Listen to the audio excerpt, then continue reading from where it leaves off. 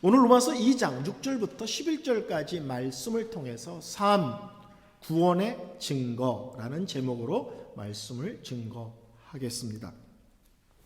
로마서 1장 18절부터 32절은 일반적인 사람들의 죄를 다루고 있습니다. 그러면서 2장 1절부터 3장 8절까지는 유대인의 죄를 다루고 있지만 오늘날로 적용한다면 우리 신앙생활을 하는, 나름대로 신앙생활을 잘한다, 열심히 하는 사람들의 실제로는 죄의 문제를 다루고 있는 부분입니다. 신앙생활을 열심히 하는 분들은 자기는 좀 다르다라고 생각들을 하고 삽니다. 그래서 쉽게 다른 사람들을 판단하고 정죄하고 지적합니다. 그리고 때로는 무시하기도 합니다. 근데 하나님께서 보시기에는 남들을 판단하고 정죄하고 무시하지만 실제로는 그런 사람들의 삶을 들여다봤더니 실제로는 똑같은 죄를 짓고 살더라, 이런 겁니다. 그래서 하나님 보시기에는 결국 모든 사람이 죄인일 뿐이다. 이것이 오늘 우리가 계속 읽고 듣는 말씀의 핵심 내용입니다. 여러분, 구원이란 단어가 나오면 항상 따라 나오는 단어들이 있죠. 예수, 믿음, 은혜, 선물, 이란 단어가 항상 따라 나옵니다.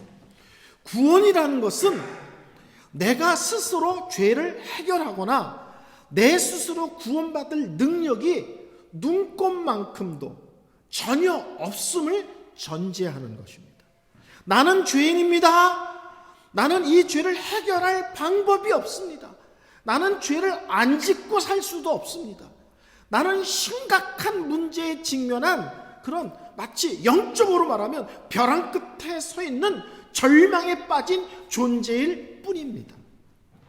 그런 존재들을 향하여 하나님이 일방적으로 찾아오셨고 우리에게 예수님이 믿어지게 하셨고 그 예수님의 십자가 부활의 사건을 통하여 우리에게 구원을 은혜로, 다른 말로 하면 그냥 공짜로, 다른 말로 하면 선물로 주셨다는 겁니다.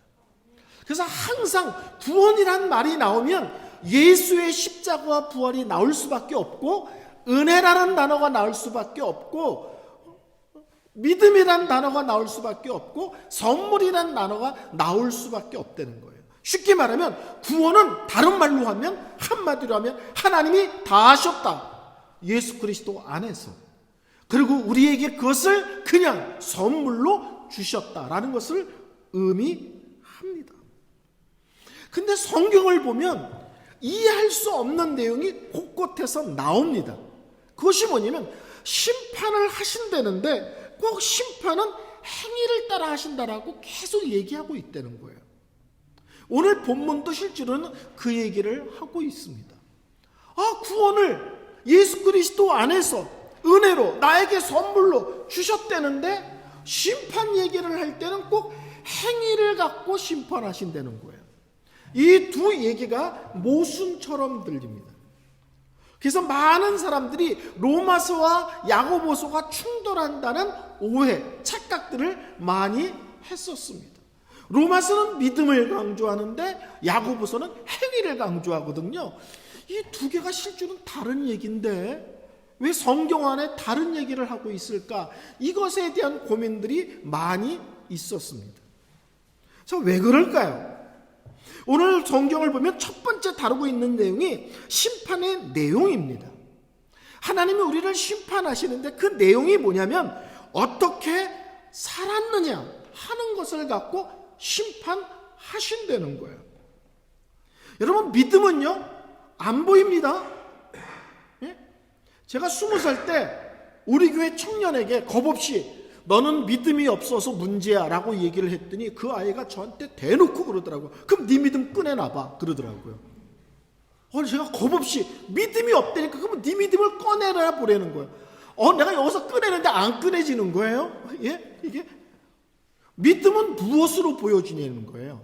성경은 믿음은 무엇으로 보이냐면 얼마나 기도를 열심히 하느냐, 길게 하느냐, 유창하게 잘하느냐, 이런 거로 증명되는 게 아니라는 거예요.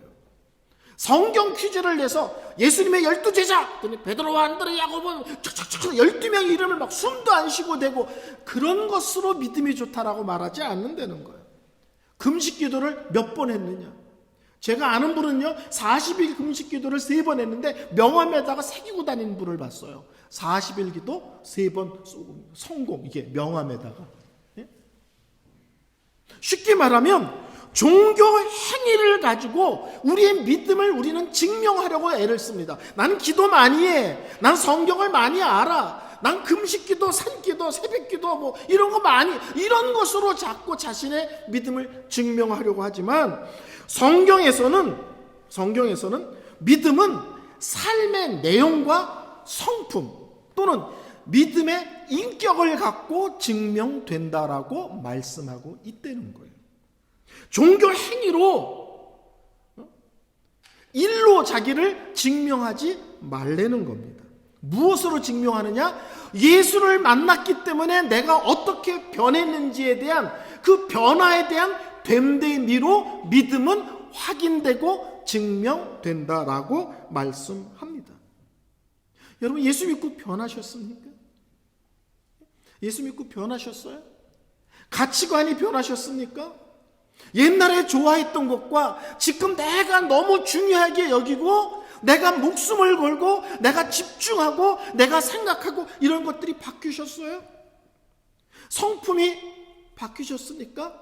까칠하고 날이 서 있고 여참은 찌르는 그런 성품들이 온유와 겸손한 모습으로 조금씩 다듬어가는 흔적들이 있으십니까? 말이 바뀌셨습니까? 사람들 관계가 바뀌셨습니까? 성경은 놀랍게도 믿음은 보이지 않지만 믿음은 그 사람의 삶의 내용과 인격을 통해서 가름할 수 있다는 것입니다. 그래서 6절 말씀을 다 같이 한번 볼까요? 6절 다 같이 한번 읽겠습니다. 시작. 하나님께서 각 사람에게 그 행한 대로 보응하시되.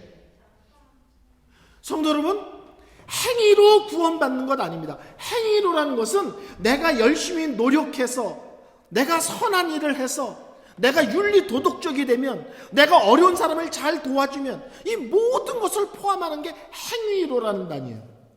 구원은 내가 열심 내서 얻는 것이 아닙니다. 그렇지만 참 믿음은 행위를 통해서 확인이 되고 드러나집니다. 이해가 되시겠죠?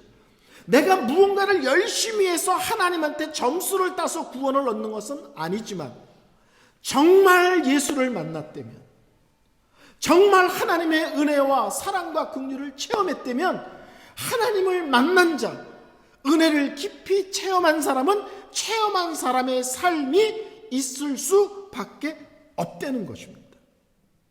우리 7절 8절 다 같이 한번 읽어볼까요? 7절 8절입니다. 시작.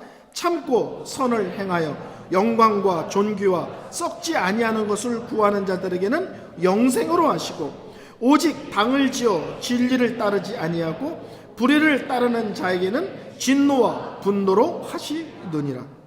여기서 두 가지를 얘기해요. 참고 선을 행하여 영광과 존귀와 썩지 아니하는 것을 구하는 자에게는 영생을 주신다는 거예요. 여기서 놀라운 것은 참고 견디는 것을 참성도의 특징으로 얘기합니다. 여러분, 이 땅에서요, 믿음의 사람이 믿음의 원리대로 살면 손해봅니다. 억울한 일 당합니다. 그렇죠? 안 그런가요? 안 해보셨어요? 믿음의 사람이 세상에서 믿음대로 사는 것은 쉽지 않습니다. 그 자체도 쉽지 않지만 많은 사람들이 우리를 공격하거나 우리를 조롱하기도 합니다. 기독교 사회뿐만 아니라 한국 사회 전체에서 존경받는 어르신이 계신데 손봉호라는 장로님이라고도 표현하고 교수님이라고도 표현합니다. 서울대 교수셨으니까 지금 은퇴하셨지만 그분이 학교 앞에 중국집에 가서 짜장면을 시켜놓고 기도를 했다는 거예요. 기도를 하고 나서 이 노란무가 없길래 노란무 좀 달라고 그랬더니 중국집에서 배달하는 아이가 기도하는 자기를 같지 않게 보면서 노란무 든 조그만 종지를 이렇게 던져주더라는 거예요. 식사 놓고 기도하는 것만 갖고도 한심하다고 쳐다본다는 거예요. 아무것도 안 해도 예수를 믿었다는 이유가 세상 속에서 조롱거리가 되고 공격의 대상은 기독교 2000년 역사상 항상 있었습니다. 그렇지만 믿음의 사람은 그렇기 때문에 타협하거나 양보하지 않고 참고 견디면서 여전히 믿음의 사람으로서의 삶을 살아낸다는 거예요. 이게 하나님을 만난 사람, 정말 은혜를 체험한 사람들의 삶의 특징이라는 겁니다. 그래서 그 옆에 뭐라고 얘기하냐면 왜 이렇게 사는가? 이 사람들은 영광과 존귀와 썩지 아니하는 것을 구하는 자이기 때문이다. 이 세상이 다가 아니라는 것을 알기 때문이다. 쉽게 말하면 하나님이 계시다는 것을 알기 때문이다. 영원한 것이 있다는 것을 알기 때문이다. 천국이라는 것을 있다는 것이 알기 때문에 이 땅에서 좀 손해볼 수 있고 억울한 일을 당할 수 있고 무시당할 수 있지만 그것이 믿음의 내용과 삶의 내용을 적당히 타협하거나 물러서는 내용으로 결코 가지 않는다는 겁니다. 결국 참 믿음의 사람은 주 관심사가 뭐냐는 거예요. 왜 참고 견디느냐는 거예요. 오늘 성경에 말하죠. 영광과 존귀와 썩지 아니하는 것을 바라보기 때문에 참고 견딜 수 있다는 겁니다. 성도 여러분, 참 믿음은 참 행위가 따르고요. 참 믿으면 참 목적이 따릅니다. 인생의 궁극적인 목적이 다르다는 거예요. 그러면서 두 번째, 오늘 본문은 계속 두 종류의 사람을 비교합니다. 또 하나는 당을 지어 진리를 따르지 않고 불의를 따르는 자에게는 진노와 분노가 있다. 여기서 당을 짓는다는 것은 자기 이익을 위해서 편을 만들어서 힘을 가지려는 거예요. 쉽게 말하면 왕 노릇하고 싶은 거예요. 주인 노릇하고 싶은 거예요. 쉽게 말하면 자기가 주도적이길 원하는 거예요. 믿음은 항상 이제부터는 삶의 주도권이 나에서 하나님으로 넘어가잖아요. 하나님을 알지 못하는 사람들의 핵심은 뭐냐면 삶의 주도권이 나에게 있고 궁극적으로는 나에게 유익이 돼야 돼요. 그리고 내 삶과 내 속에 되어지는 모든 일들 속에 내가 왕 노릇, 주인 노릇하고 싶어 하는 것입니다. 그리고 궁극적으로는 뭐예요? 하나님의 진리를 거부하고 죄를 향하여 나아가는 것이죠. 그런 사람에게는 하나님의 분노와 진노가 있을 것이다. 영생과 하나님의 진노와 분노를 대비시키고 있습니다.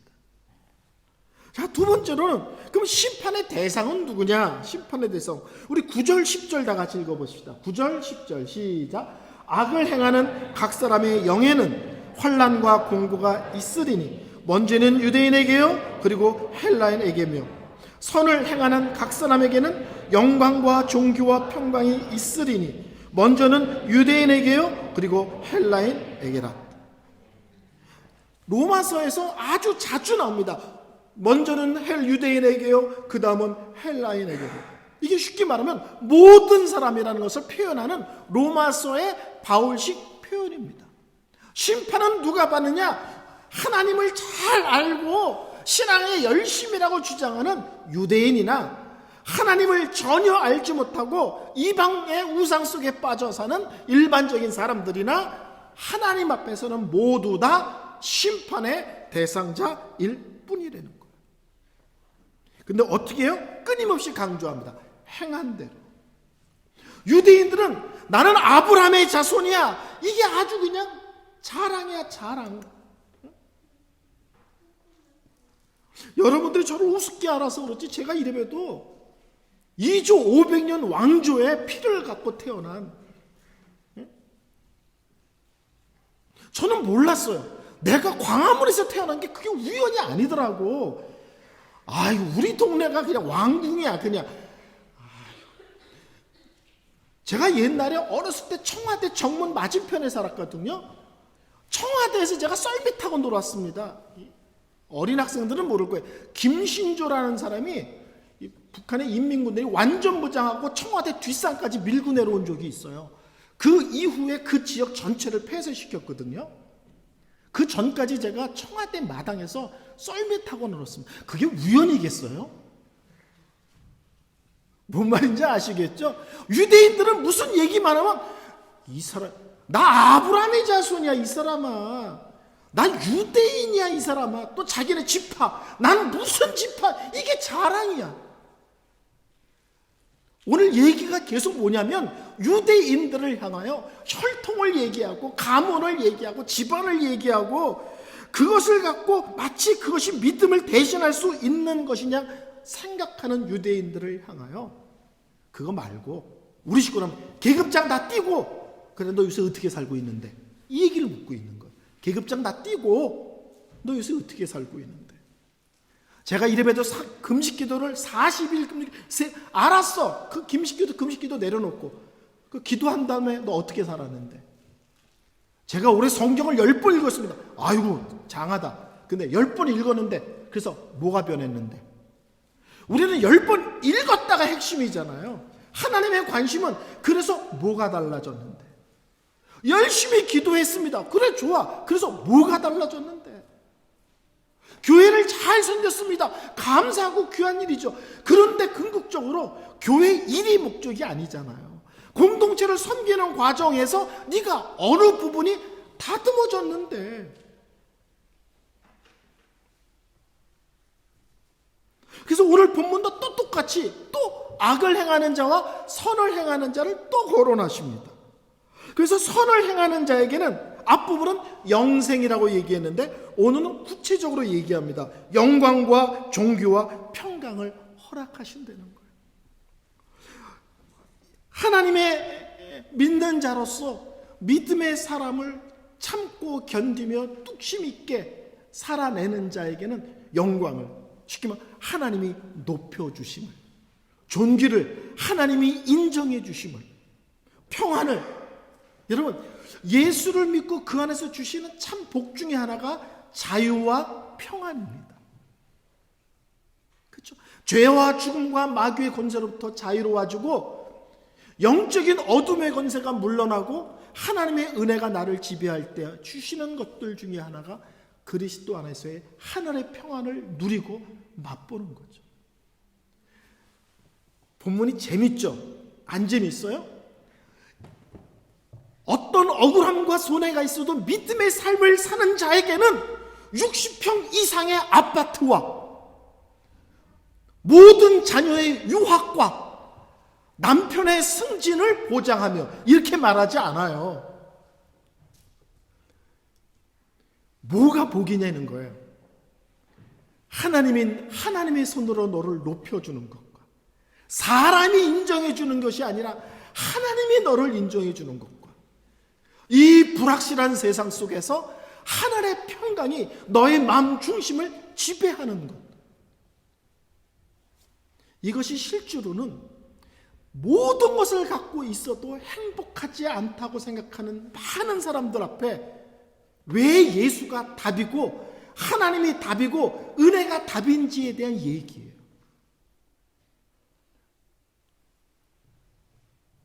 쉽게 말하면 하나님께 속한 것들을 이 땅에서부터 맛보고 누리고 살 수 있게 해주겠다.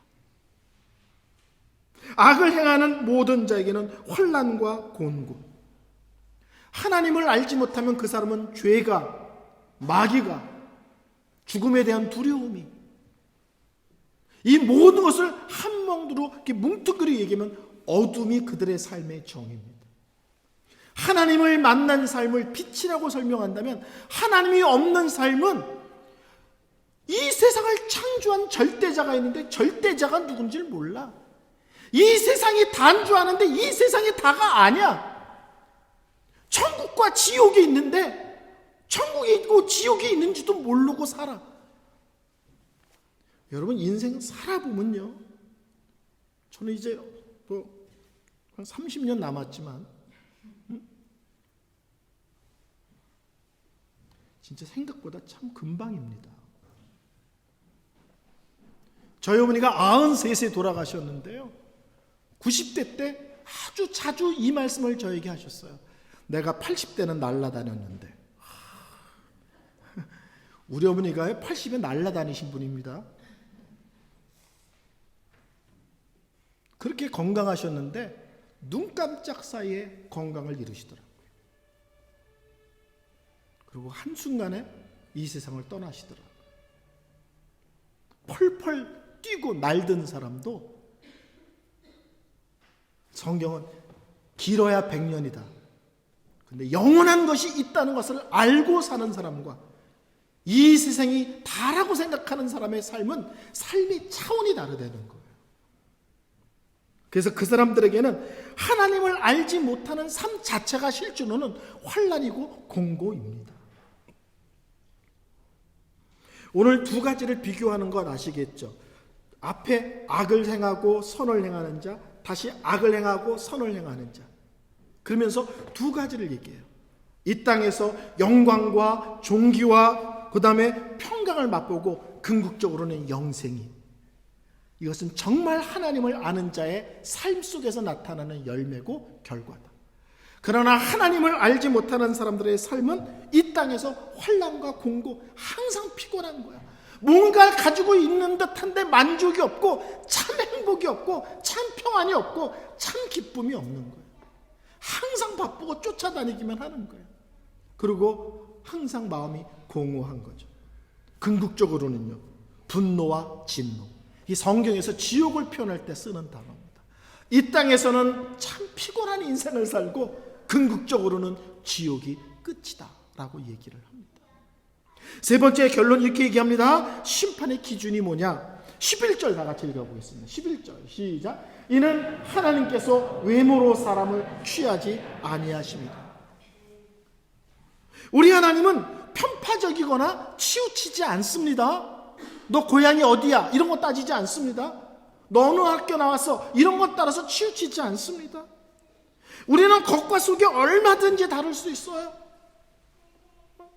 교회 앞에서 그냥 목사만 보면 우화를 떨면서 할렐루야 뭐 이렇게 인사할 수 있어요. 그렇죠? 목사님 평생 그러지도 않으면서. 근데 우리 하나님은 우리의 겉과 속이 다른 이중적인 모습 속에서 뭐가 우리의 진짜 모습인지를 아신다고요. 외모로 판단하지 않고 진짜 우리 머릿속에 뭐가 있는지, 우리 마음에 뭘 품고 사는지, 사람들이 보지 않는 삶의 내용이 무엇인지를 정확히 아시고 우리의 겉모습에 속지 않으신다는 거예요. 중심을 보신다는 겁니다. 우리의 진짜 모습을 보시고 우리 하나님은 판단하신다라고 말씀합니다. 설교를 결론 내립니다. 지금 로마서 2장 1절부터 쭉 읽으면서 하나님의 심판하신다는 얘기를 하는데 두 가지로 얘기합니다. 하나님은 심판하신데 우리를 하나님의 진리를 따라 심판하신다. 두 번째로는 우리의 행위를 따라 심판하신다. 하나님의 말씀, 하나님의 진리의 기준을 세워놓고 우리의 삶이 거기에 어떤 모습으로 비춰지는지를 분명히 재보고 판단하신다는 거예요. 그리고 우리에게 경고합니다. 진노의 날이 있다. 심판의 날이 있다. 그날은 의로우신 하나님이 만천하에 드러나는 날임과 동시에 나의 삶이 숨김없이 적나라하게 얘기한다면 까발려지는 날이기도 하다. 성도 여러분, 예수를 믿는다는 것은요, 하나님을 알고 성경을 알고 은혜를 알기 때문에 다르게 사는 거고 분명하게 사는 거예요. 그래서 저는 예수를 믿는데 게으르다 이런 말은 성립되지 않는다고 생각합니다. 정말 하나님을 만나면 삶이 다르게 돼 있고요, 나에게 허락한 삶을 분명하고 명확하게 살 수밖에 없습니다. 예수를 만난 사람은 그러므로 날마다 자신이 하나님 앞에 있음을 기억하고요, 또 하나는 마지막 날 우리가 하나님의 심판대 앞에 설 것을 또한 기억하면서 사는 것입니다. 오늘 로마서 2장 6절부터 11절을 보면 인생에는 두 길밖에 없다는 거예요. 영원한 영생의 길과 영원한 지옥의 길, 둘밖에 없다는 겁니다. 여러분들이 정말 하나님을 믿고 안 되면 여러분의 삶의 내용이 하나님에 관한 것으로 채워지고 그것이 궁극적으로 우리의 방향이고 목표이면서 오늘의 힘들 수도 있고 어려움도 있지만 견디고 참고 버티면서 믿음의 싸움을 타협하지 않는 올바른 길을 걸어가는 것이 참 성도의 모습이다라고 말씀합니다. 설교를 결론을 쉽게 내릴 수 있습니다. 성도 여러분, 시편 1편 아시죠? 이번 한 주는 아침도 좋고 점심도 저녁도 좋고 하루에 한 번은 꼭 시편 1편을 읽으셨으면 좋겠어요. 시편 1편이 오늘 로마서 2장 6절부터 11절 말씀을 또 다르게 표현한 것이다라는 생각이 듭니다. 복 있는 사람은 악인의 꾀를 따르지 아니하며 죄인의 길에 서지 아니하며 오만한 자의 자리에 앉지 아니하고 오직 여호와 율법을 즐거워하여 그 율법을 주야로 묵상하는 자로다. 그는 시냇가에 심은 나무가 철을 따라 열매를 맺으며 잎사귀가 마르지 아니함 같으니 그가 하는 모든 일이 다 형통하리로다. 악인들은 그렇지 아니며 오직 바람에 나는 겨와 같도다. 그러므로 악인들은 심판을 견디지 못하며 죄인들이 의인의 모임에 들지 못하리로다. 무릇 의인의 길은 여호와께서 인정하시나 악인의 길은 망하리로다. 이 세상에서 하나님 없는 인생은 잘 먹고 잘 살아도 끝에 가면 심판이고 하나님 앞에 망하는 것 외에는 아무것도 없다. 우리는 그들이 보기에 우습게 보여도 이게 진리의 길, 생명의 길, 영생의 길이기에 항상 궁극적으로는 천국이 되는 거예요. 우리의 삶의 내용들과 그 방향이 정확한 것을 향하여 나아가는 한 주가 되기를 바랍니다.